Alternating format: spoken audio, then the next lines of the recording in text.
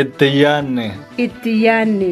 Qophiin kun torbanitti guyyaa tokko sa'aatii kanarraa jalqabee kan darbudha. Qophii kanaan aadaa fi afaan, duudhaa fi aartii, walumaa galatti jiruu fi jireenya guyyuu hawaasaa, maanguddootaa fi hayyoota keenya afeeruun waan keenya warra keenyaan isin bashannansiisaa kan barsiisan isiniif qoodna.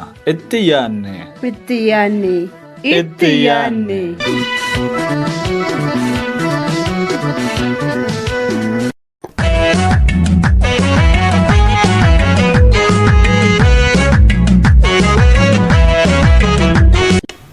Akkam jirtu kabajamtootaa fi jaalatamtoota dhaggeeffattoota keenya akkuma beekamu torban darbee qophii qubee koo jedhu jalatti sirni barreeffamaa maal akka ta'e ilaalle turre har'asii akkuma itti fufetti jira. Har'a ammoo qophiin haalli sirna barreeffamaa afaan oromoo yeroo ammaa kana maalirra jira akkamitti ilaalamaa jira isa jedhu kan waliin ilaallu tamadhuma qophii keenyaatti nu wajjin ture.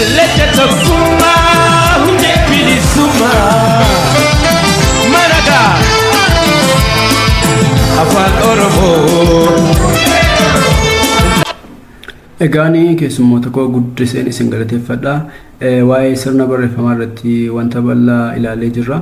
Akka addunyaattis akka Oromoottis waan baay'ee namatti toluuf kaaftanii jirtu. Mee amma akka yaada waliigalaatti akka Oromiyaatti sirni barreeffamaa afaan Oromoo yeroo ammaa kana haala akkamiirra jira isa jedhu wal duraa duubaan nuuf kaasa. Sirni barreeffamaa afaan Oromoo yeroo ammaatti maal fakkaata kan jedhuu fi afaan kamiyyuu jalqabafnee afaan kamiyyuu nama kamiinuu utuu dogoggora hin uumiin hin barreeffaman jechuu hin dandeenyu. Afaan kamiyyuu inni kaan seeraan barreessaa inni kaan hin dogoggora. So afaan kamiyyuu afaan barreeffama qabu kamiyyuu nama hundumaadhaan sirreeffamee barreeffamuu hin danda'u. Inni kaan sirreessee barreessuu akka danda'u inni kaan dogoggora uumuu danda'a. Haa ta'u garuu gara afaan Oromootti yoo dhufne yeroo ammaatti seeronni barreeffamaa afaan kana daran cabaniitu argina. Seera barreeffamaa gaafa jennu ofuma waa baay'ee qubee duwwaa miti. Itti fayyadamni jechootaa isaa jira. Itti fayyadamni sirna tuqaalee isaa jira. Caasaan isaa jira. Seerlumni isaa jira. Seerri barreeffamaa waa baay'eedha kan inni achi of keessaa qabu. Haa ta'u isaanuma xixiqqoo fakkaatan kana yookaan caantuleewwan xixiqqoo fakkaatan seera barreeffamaa keessatti mul'atan warra akka qubeessuu, warra akka sirna tuqaalee, itti fayyadama sirna tuqaalee. Isaanuma isaan kana itti fayyadama jechootaa isaanuma isaan kana yoo warra caantuleewwan xixiqqoo kanarraa kaasne har'a xalayaalee garaagaraa barreeffaman keessatti barjaalee yookaan taappellaawwan garaagaraa barreeffamanii maxxanfaman keessatti kitaabilee garaagaraa barreeffamanii maxxanfaman keessatti so barreeffamoota idilee barreeffamoota idilee ta'an garaagaraa keessatti dogoggora sirna qubeessuu dogoggora itti fayyadama sirna tuqaalee dogoggora itti fayyadama jechoota dogoggora seera barreeffamaa hedduu argaa kan nuti oollu. Warri barreeffamaa waan baay'eetiin calaqqisuu danda'a. Waan baay'een ittiin calaqqisuu danda'u keessaa tokko dogoggora qubeessuuti jira. Qubee akka ta'an itti fayyadamu yaada akka ta'an itti fayyadamu tarii jechoota yeroo filannu waan hawaasicha keessa hin jirreen finnee bakka buusu waan hawaasni hin beekne jechaadha. Dogoggoradha. Maaliif nama isaa fayyadamu sana inni fayyadamu sun beekaa waan godheef beekaa garuu hawaasni bal'aan hin beeku aadaa hawaasa sanaa duukaa dandeemu. Yeroo kana dogoggora uuma. Ergaa akkaataa barbaadame sanaan dabarsuu dhiisuu danda'a. Kanaaf dogoggora jenna isa kana. Kana callisnee qubeen dheerate gabaabbate jabaate laaffate qofa hin jennu. Waan hawaasaan laalla. Waan hawaasa sana duukaa irra deema. Maddisaa hawaasa keessaati. Beeka hawaasni naannoo kanaa jecha kana kan jedhu kaasuu ni dandeenya jechaadha. Yaadolee kaanis akkasittiin kaasnee deemuu ni dandeenya. Kanaaf dogoggorri barreeffamaa kan jennu sagalee irraatii ka'ee hanga dandee barreeffama dheeraa tokko kitaabaatti deemuu dandeenya. Achi keessatti wantoonni calaqqisan hundi isaanii dogoggora jechuu ni dandeenya jechaadha. Bakkee keessatti barjaaleen maxxanfaman yoo jiraatan sanaan wal qabatee mul'achuu danda'a. Haasaan nuyi bakkee keessatti haasofnu maknee jechaadha. Ammayyummaa nutti fakkaateef innee haasa'uu dandeenya. Garuu dogoggoradha. Barreeffama ta'uu baatu jechaadha. Nama amma sanatti deemuu ni danda'a jechuun ni dandeenya jechaadha. Galatoomii egaa dogoggorri barreeffamaa sadarkaalee adda addaatti yeroo uumamu ni argina. Amma keessumaa amma gara afaan Oromootti yoo dhumne afaan Oromoo yoo xiqqaate dubbattoota gara miliyoona 40 ol akka qabu qorannoon hayyoonni adda addaa irratti adeemsisan ni agarsiisa.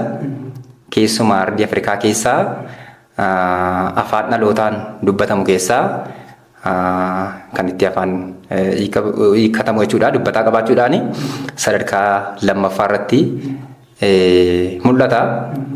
Akkasumas uummata afaan kuush dubbatan harka 3 keessaa afaan Oromoon dubbattoota qabaachuudhaan naannoo harka 2 oliiti jechuudha. Addunyaa irratti immoo yoo ilaalle afaan Oromoo damee afaan Afiroo Eeshiyaa keessaa kuushitiki addunyaa irratti jechuudha dubbatamuudhaan bal'inaan sadarkaa 3ffaa irratti argama jechuudha. Egaa afaan kuni carraa barruudhaan dagaaguu utuu hin argatin hanga jaarraa 19ffaatti illee akka ture qorannoowwan tokko tokko ni addeessa jechuudha. Haa ta'u malee yeroo ammaa kana afaan Oromoo sadarkaa barreeffamaarra sadarkaa hiikaa googiliirra yeroo ga'utti dogoggoroonni adda addaa ni mul'atu. Amma dogoggorrumti uumamu kuni maali kan jennuuf fakkeenyaaf jabeessuuf laaffisuu irratti. Fakkeenyaaf yoo fudhanne laafinnii fi jabinni sagalee afaan Oromoo keessatti qubee dubbifamaa irratti hundaa'a. Yeroo jabaatu dubbifamaan 2 barreeffama. Yeroo laafu immoo 1 barreeffama. Yeroo dheeratu dubbachiistuun 2 barreeffama. Yeroo gabaabbatu immoo 1 barreeffama. As keessatti amma afaan Ingiliffaa keessatti yoo fudhanne afaan Ingilizii keessatti jechuudha. Jecha buuku jedhu qubee isaa amma yoo ilaalle ba o ka yookaan b o fi k as keessaa amma qubeen tokko yoo hir'ate ergaa dabarsuu hin danda'u. Kan afaan Oromoo keessatti garuu yoo ilaalle dogoggora baay'ee sadarkaa dubbiitti illee nama qaanfachiisu baay'ee barjaalee adda addaa irratti yeroo mul'atan sooshaal miidiyaa garaagaraa irratti namoonni adda addaa yeroo barreessan baay'ee mul'ata jechuudha. Afaan Oromoo garuu akka dubbannutti waan barreessinuuf xiyyeeffannaan utuutti kenname dogoggorri barreeffamaa kun hin mul'atu jechuudha. Kun immoo maalirraa ka'eetii xiyyeeffannaa kennuu dhabuurraan. Kanaaf dogoggorri barreeffama kana keessatti mul'atu sadarkaa sagaleetti yoo ilaalle sagaleen tokko itti dabalamuun yookaan irraa hir'ifamuun hiikaa guddaa qaba jechuudha. Hiikaa guddaa qaba. Fakkeenyaaf amma jecha bona jedhu yoo fudhanne jecha boonaa jedhu immoo yoo fudhanne amma bona jechuun waqtiidha mitiire waqtiidha. Boonaa jechuun immoo maqaa namaati. Boonaa jechuun barbaadanii yeroo itti bona jedhanii jira jechuudha. Amma sadarkaa sagaleerraa ka'ee sadarkaa hiikaa irratti illee dhiibbaa adda addaa ni qaba jechuudha. Kanaaf dogoggorri sadarkaa garaagaraa irratti mul'atu afaan kana keessatti kan mul'atu sadarkaa sagaleetti ni mul'ata, sadarkaa jechaatti illee ni mul'ata jechuudha. Tolee keessummoota koo guddaa galatamaa jecha mee amma immoo maddii dogoggoraa sirna barreeffamaa kanaa maalidha jettu ammas ittuma fufaatii wal duraa duubaan nuuf kaasa. Eessaa dhufanii maddi isaanii maali yoo jenne bona baay'ee nu galcha. Dogoggora barreeffamaa uumamaa jiruuf yookaan dhaloonni hammaa kun maaliif dogoggora kana uumaa oola? Sooshaal miidiyaa garaagaraa irratti dogoggoroota nama saalfachiisan, nama qaanessan. Afaan kana sadarkaan irra jirurraa waan ududduuba deebisu wayii fakkaatu hedduu argaa oolla. Isa kanaaf maddi maaliif jedhu akkuma duratiin jechuu baate gola baay'ee nu galcha. Madda isa kanaa iddoo tokko duwwaatti quba qabnee kan bira darbuu dandeenyu miti. yeroon akkas jedhu tokko kan inni jalqabu adeemsa irraa maddi rakkoo kanaati kan jedhu adeemsa baruu barsiisuu afaan Oromoo yeroo ammaa maalirra jira. Dogoggora barreeffamaa uumamaa jiruuf yookaan dhaloonni ammaa kun maaliif dogoggora kana uumaa oola? Sooshaal miidiyaa garaagaraa irratti dogoggoroota nama saalfachiisan, nama qaanessan, afaan kana sadarkaan irra jirurraa waan ududduuba deebisu wayii fakkaatu hedduu argaa oolla. Isa kanaaf maddi maaliif jedhu akkuma duratiin jechuu baate gola baay'ee nu galcha. Madda isa kanaa iddoo tokko duwwaatti quba qabnee kan bira darbuu dandeenyu miti. Yeroon akkas jedhu tokko kan inni jalqabu adeemsa irraa maddi rakkoo kanaati kan jedhu adeemsa baruu barsiisuu afaan Oromoo yeroo ammaa maalirra jira. Sadarkaa elementarii kan sadarkaa kutaa gadiirraa kaasanii amma sadarkaa yuunivarsiitii barattoota itti eebbifamanii gidduutti dogoggorri kun argama. Warra isa baratan, warra digirii isaa qaban, warra maastartii isaa qaban biratti dogoggorri kun daran argama.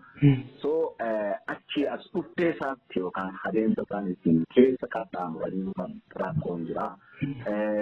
Kana duwwaa miti gama barsiisotaatiin hanqinni, gama sirna barnootaa isaatiin hanqinni waan mul'atuu fi isa kana madda jennee iddoo tokkotti quba qabnu kan maddi rakkoo kanaa qaama akkasii qofa kan jennu miti. Kanaaf dogoggoroonni baay'een uumamaa jiru. Dogoggoroota nama qaanessan, nama leeyyaassan baay'eetu uumamaa jiru. Isaan kanaaf immoo maddii gama sirna barnootaan ilaaluu dandeenya, ga'umsa barsiisaa ilaaluu dandeenya, fedhii barataa mataasaa ilaaluu dandeenya. Fedhiin barattoota mataasaa maal fakkaata? Isa jedhu ilaaluu dandeenya. Isaan kun akka rakkoo fudhannee haasa'uu dandeenya. Fakkeenyaaf fedhii barataa gaafa jennu maaliini? Gama kaarikuleetii yookaan sirna barnootaatiin yoo jennu maal jechuudha? Gama dandeettii barsiisotaatiin yoo jennu maal jechuudha? Isaan kun immoo ibsa bal'aa tokkoon isaanii nu gaafatu. Garuu ammaaf madda waan kanaaf hanqinni isa kanadha asiin jechuun barbaada. Tole, akka inni itti uumamu dogoggora barreeffamaa yeroo jennu tarii dimshaashesinee kaasuu dandeenya. Kanneen mana barnootaa jechuu dandeenya yookaan meeshaalee barnootaa irratti tajaajilan jechuu dandeenya. Kanneen sanaan ala ba'an waajjiraalee keessatti hojiirra oolan jechuu dandeenya yookaan immoo jiruuf jireenya hawaasaa keessatti bakka irratti kanneen hojiirra oolan jechuu dandeenya. Isaan kunniin dogoggoroota uumamanidha. Dogoggoroota kana akkamittiin uumamu? Tokko maalna dhibdeeti jira. Maalna dhibdeen kun haa barreeffamu malee hiika isaarraan dhimma hin qabu. Fakkeenyaaf namni dhimmi afaanichaa isin ilaallanne yookaan afaanichi kan kooti hin jenne seera baqaaf waa barreessuu danda'a. Garuu gaafa barreeffamu akkaataan barbaadamneen barreeffamee mul'achuu danda'a. Fakkeenyaaf asiitii yuunivarsiitiin kun 2006 natti fakkaata Ortoorba barjaa yuunivarsiitii magaalaa Mattuu kanarratti hojjetee ture. Sagaleewwan dubbifamaa 5-6 walitti aansanii iddoo isaan itti barreessanti mul'ata. Isa kana waajjiraaleen aadaa fi turizimiis ilaalaa turan yeroo sana. Isa yeroo sana dhiisnee ammuma yoo gadi baanee ilaalle barjaalee barreeffamanii jiran hordoffii hin qaban. Warri barreessan maalna dhibdeedha. Warri dhimmi ilaallatu maalna dhibdeedhaan bira darbu. Fakkeenyaaf mootummaan naannoo Oromiyaa yeroo ta'e xalayaa wayii baasee ture. Barjaalee magaalota keessa jiran barreeffamoota hunda isaanii akka sirreessan. Warreen hin sirreessin immoo adabbiin harka irratti murtaa'u. Garuu qaamni hordofee kana hojiirra oolcheeru hin jiru. Maalna dhibdeeti jira jechaadha. Qaama sana hordofu biras qaama sana barreessu biras. Inni biraan maalna dhibdeetiin alaa namoota ogummaa hin qabnetu waan sana barreessa. Utuu barreeffamee ogeessaan utuu barreeffame bareedaa ture. Garuu iddoo sanatti warreen barreessitoota ta'anii hojii sana hojjetan leenjii sana fudhachuuf fedhii hin qabani. Kanaaf ogeessota sana miti. Garuu akkuma itti laatameen waan itti laatame yookaan itti dabalanii yookaan rarrisanii barreessuu dogoggora sana immoo gaafa gara maxxansaatti fidan takka maxxanfameera waan ta'eef baasiinsaa kasaaraansaa kan eenyuti kan jedhu waan akkasii kun mul'ata waan ta'eef ogeessonni warri beekumsa kanaa qaban irratti hirmaatanii waan sana barreessan yookaan hordoffii barbaachisu taasisanii gaarii ture. Garuu kun hin jiru. Hordoffiin hin jiru. Isaan akkasii kun ni jiru. Inni biraan barreessuun isaa hin ulfaata kan jiru jira. Hin ulfaatu garuu akkuma afaan kamiiyyuu numa baratama barreessuun isaan ulfaata jedhanii kanneen sodaatan jiru. Inni arfaffaan ta'e jedhanii warri kana godhan jiru. Afaanichuma gadi qabuuf jecha ta'e jedhanii kaayyoo isaanii galmaan gaachuudhaan warra hojjetan jiru waan ta'eef wantoonni akkasii kunniin dogoggorri kun akka uumamuuf ka'umsa qabu. Tole akka kootti ka'umsi dogoggora kana maali kan jedhuu fi isa kana iddoo adda addaatti ni qoqqoodee ilaalaan kan yaada kootti jechuudha. Tokko maali akkuma silasii kaase xiyyeeffannaa kennuu dhabuun ni jira. Xiyyeeffannaa kennuu dhabuun kun gama kamitti mul'ata? Tokko barattoota irratti ni mul'ata. Maatii barataa irratti ni mul'ata. Akkasumas barsiisota adda addaa irratti illee ni mul'ata jechuudha. Kana yeroon sii kaasu sadarkaa maatii barataatti ni mul'ata yeroon siin jedhu amma fakkeenyaaf gosa barnootaa addaan qoodanii ilaaluun ni jira. Fakkeenyaaf gosni barnootaa herreegni jira, ingiliffni ni jira, afaan oromoon ni jira, saayinsii naannoon ni jira. Akkasuma gosa barnoota adda addaatu jira. Gosa barnoota kana barataan koo irra caalaatti afaan ingilizii naaf baru. Maaliif afaan oromoon salphaadha. Saayinsii naaf baru afaan oromoon salphaadha. Akkasumas gosa barnoota herregaa irratti cimaa naaf ta'u. Yeroo kana afaan oromoodhaaf xiyyeeffannaan kennamaa jira. Sirriidha afaan dhalootaa ta'uu danda'a. Waan dubbanne kana barreessuuf immoo bifa idilaa ta'een dirqama mana barumsaatti barachuun dirqama. Waan barataan mana barumsaatti barate kana immoo barreeffamnumti barataa kun ergaa sirrii dabarsaa jiraayi kan jedhu kana maatii biratti xiyyeeffannaa itti kennuu dhabuun illee bakka tokko tokkotti ni mul'ata. Iddoo hundatti yoo ta'u baateyyuu bakka tokko tokkotti ni mul'ata jechuudha.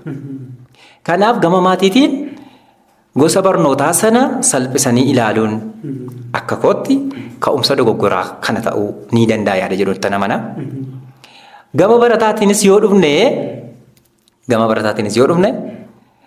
waan barsiisaan barreessu fakkeenyaaf barsiisaa afaan oromoo sii fudhadhaa. Waan barsiisaan afaan oromoo barreessu barataan immoo dabtara yookaan barruulee isaa irratti barreessaa jiraayi. Isa gabatee gurraacha irratti barreeffamu waan sammuu isaa keessatti yaadeen barreessaa jira. Laga kan jedhu laagaa jedhee barreessaa jira. Amma fakkeenyaaf sadarkaa tokkoffaa yeroo dhuman barsiisu waan akkasii na mudata. Isa barsiisaan gabatee irratti barreessu caalaa dubbisanii yeroo barreeffatan xiyyeeffannaa itti kennuu dhabuudhaan hiikaa biraa kenna jechuudha. Kun egaa maali? Akkaataa barsiisaan barreessetti barataan yoo barreesse tarii bakka dogoggora qabutti dogoggora sana harka baasee bakka barsiisaan barreesse sanaaf inni barreesse yoo tokkooyi wal bira qabe. Amma afaan oromoon sammuutti qabannaa miti. Sammuutti qabannaa fakkeenyaaf jecha mana jedhu sammuutti qabattee mana jettee aarraa ijaarama jettee sammuutti kan qabattu miti. Mana kan jedhu sagalee akkamii qaba? Aan tokkoon barreeffama ni gabaabbata. Naan tokkoon barreeffama ni gabaabbata. Isa dubbiste sana sagaleessitee harkaan immoo maal goota? Barreessite jechuudha. Kanaaf sadarkaa barataatti illee xiyyeeffannaa akkasitti kennuu dhabuun ni jira. Darbee immoo akkuman sila siif kaasee gosa barnootaa kana qoqqooduun ni jira. Gosa barnoota afaan oromoo salphaa. Gosa barnoota kaan immoo cimaadha kan jedhu xiyyeeffannaa gosa barnoota afaan oromoo sanatti kennuu dhabuun illee ni jira jechuudha. Amma kun sadarkaa xiyyeeffannaa kennuu dhabuudha malee afaan oromoo baramuu wanti dadhabamuuf tokko barreessuu wanti dadhabamuuf tokko hin jiru jechuudha. Gama barsiisaatiin immoo yoo ilaalle tokkoffaa barsiisota gosa garaagaraatu jira. Kan sadarkaa barnoota adda addaa barsiisu barsiisaa gosa garaagaraa jira. Dhimmi afaanii kun garuu kallattiidhaan barsiisaa tokko irratti gatuun ni jira. Fakkeenyaaf barsiisaa afaan Oromoo dhimmi afaan Oromoo barsiisaa afaan Oromoo ilaallata. Maaliif barsiisaa herreegaan ilaallatu? Herreegni lakkoofsi barreeffamu sun lakkoofsa jechaan barreessi yoo jedhe lakkoofsa tokko jedhu jechaan barreessi jedhee gabatee irratti barsiisaa yoo barreesse barsiisaa afaan Oromootu tokko jedhee barreessa. Barsiisaadhuma herreegaa sanatu barreessa jechuudha. Maal jechuudha? Gama qubeessuu irratti dogoggora uumamu irratti dhimmi afaanii barsiisaa afaan Oromoo qofa laallatu hin taane barsiisota hunda laallata tokko. Gama barsiisaa afaanii irraa immoo yoo kaane akkuma sila siif ibsuuf yaala jechuudha. Afaan biraa keessatti qubeen tokko yoo irraa hir'ate ergaa biraan dabarsu. Kan afaan Oromoo garuu fakkeenyaaf isheen laaqana nyaatte hima jedhu barreessuudhaaf isheen laaqana kan jedhu keessaa qubee tokko hambisee yookaan hambistee yoo barreessite barataan kun laaqana jechuu barbaade waan ta'eef raayitii yookaan immoo kennuuf inni jira qabxee jechuudha sororsuuf inni jira jechuudha. Garuu sadarkaa kanatti qubeen as keessaa hafe maali? Barataadhuma barreessa sana gaafattee barataan kun waan dogoggore sana jecha sana sirriitti sagaleessee yoo barreesse barataan kun dogoggora kanarraa bilisa ta'uu danda'a jechuudha. Kanaaf yaada barataan barreessuu barbaade sammuu keessatti ofii itti guutanii jechuu barbaade akkas jechuu barbaade jedhee yeroo tokko yerootti barsiisonni kennan hin argama jechuudha. Kun mataan isaallee sababa dogoggora qubeetiif sababa ni ta'a jechuudha. Fakkeenyaaf amma gaafa waa'ee dogoggora qubee kanaa kaasnu qormaata dogoggoroota kanaa addaan baasuu danda'a. Fakkeenyaaf amma waa'ee sagalee kaafne irraa jechoota sagalee gabaabaa dubbistee yoo qorte jecha sagalee dheeraa dubbistee fi yoo qorte yeroo sana jechoota sana qofa irratti xiyyeeffachuutu hin taane barataan kun maqaa isaallee sirriitti barreeffateeraayi. Kunillee xiyyeeffannaa argachuu qaba yaada jedhu. Kanaafuu sadarkaa barsiisaatti barataatti akkasumas maatii barataatti rakkooleen akkasii achii uumamuu ni malu yaada jedhudha kan kaasuu barbaade. Galata tokkummaa hundee bilisummaa maragaa afaan Oromoo. Egaan keessummoota keenya guddisnee galateeffannaa hanqina yerootiif jecha dhaggeeffattoota keenyaanis nuuf qolchaa jecha qophii ittaanu torban qabannee dhiyaanna. Egaan qophicha kan qopheesse Guutaa Dirbabaa yoo ta'u isin keessummeessaa kanan ture immoo ani Maadii Abbaatamaam. Torban qophii biraan hanga walitti deemutti waaqni nagaan walitti nu haa dachaasu jecha horaa bulaa deebanaa.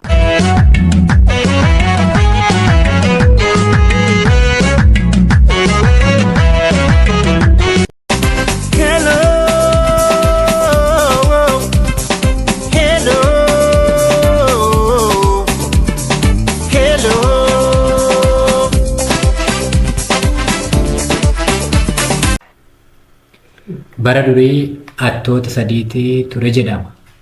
Hattuun amala isheetti akkuma jedhamu abbaa maasii tokko jira ture.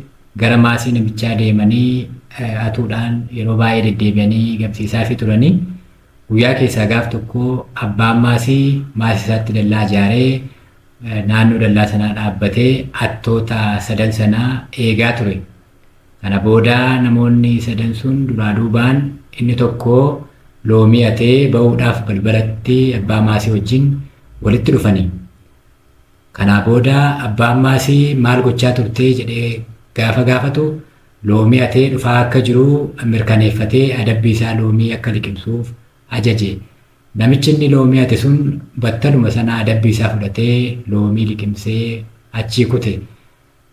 Lammaffaa irratti hattuun inni kan biraan burtukaana hatee utuu dhufaa jiru balbala irratti abbaa maasii wajjin wal argani.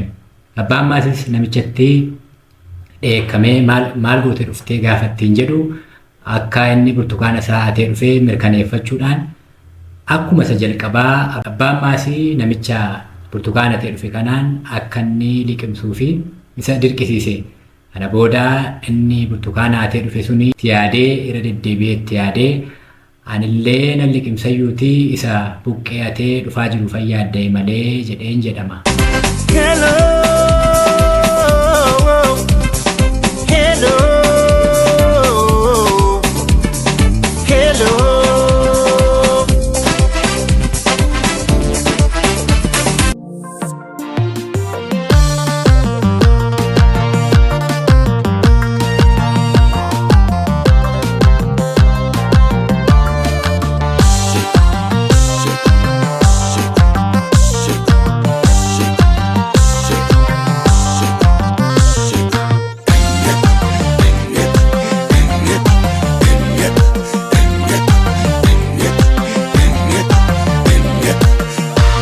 Jifuun eeboogotota dinaan falmee waraanu fuuldura akka laalu labsii labataa biyya wareegni jaaru dhaloonni akka dhaalu karaan gafni isaa kuuqee eegotti keessaa ilaameetii wal keessaa guddaan dhugaarraan makuu oboof coraan hirkataa biyyaaf biyyoo sifata.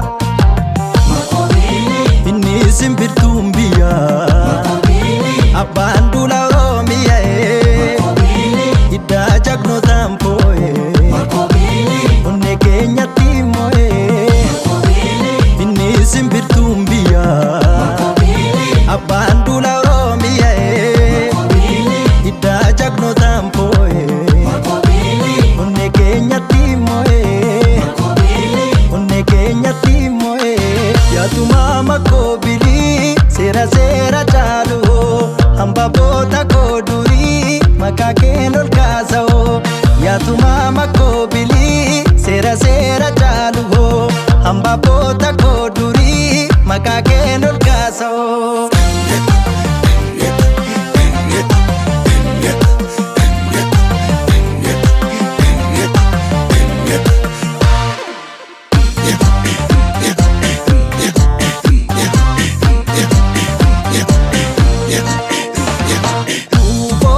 Zaaleensaa magartuu sooluu maal yoo dhugaadhaaf duulle duutoo mukabbaa keenyaa manattuun oolu. Boolali zaaleensaa magartuu sooluu maal yoo dhugaadhaaf duulle duutoo mukabbaa keenyaa manattuun oolu.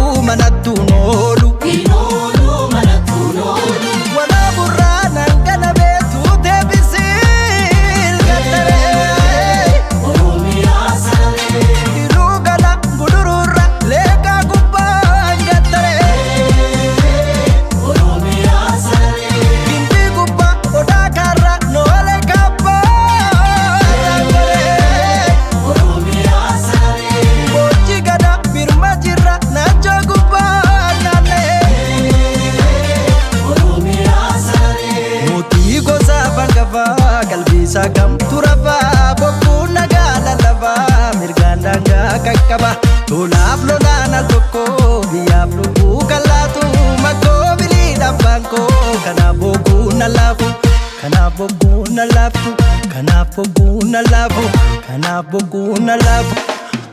Boolali zaaleensaa magartuu sooluu maal yoo dhugaadhaaf duulle duutoo mukabbaa keenyaa manattuun oolu.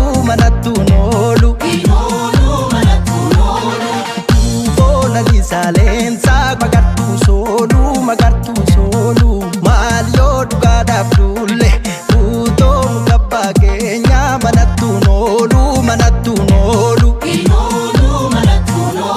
Walaaburraa nangana beektuu deebisiil gaddaree